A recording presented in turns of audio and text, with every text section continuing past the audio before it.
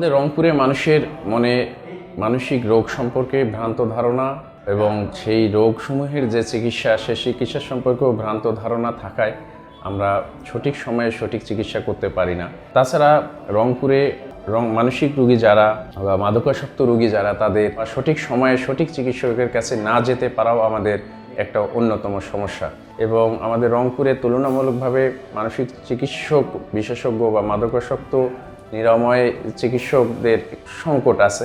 এই সংকটের পাশাপাশি আমাদের যে সরকারি ব্যবস্থাপনা আছে মানসিক রোগীদের চিকিৎসা দেওয়ার জন্য, সেই চিকিৎসা ক্ষেত্র সরকারিভাবে সেটাও আমাদের সংকুলান বা পর্যাপ্ত নয়। আমাদের এই মানসিক রোগ বা মাদকাসক্ত রোগীদের এবং রোগীর যারা অভিভাবক আছে তাদের দায়িত্ব হচ্ছে সঠিক সময়ে সঠিক চিকিৎসকের কাছে পৌঁছে সঠিকভাবে চিকিৎসা নেওয়ার জন্য এবং সঠিকভাবে চিকিৎসা নিতে হবে এবং যাতে তারা দ্রুত সুস্থ হয়। প্রয়োজনে হাসপাতালে সরকারিভাবে না হলেও বেসরকারিভাবে যেন চিকিৎসা নিয়ে তারা দ্রুত এবং সঠিক চিকিৎসা গ্রহণ করে তারা সুস্থ থাকতে পারে।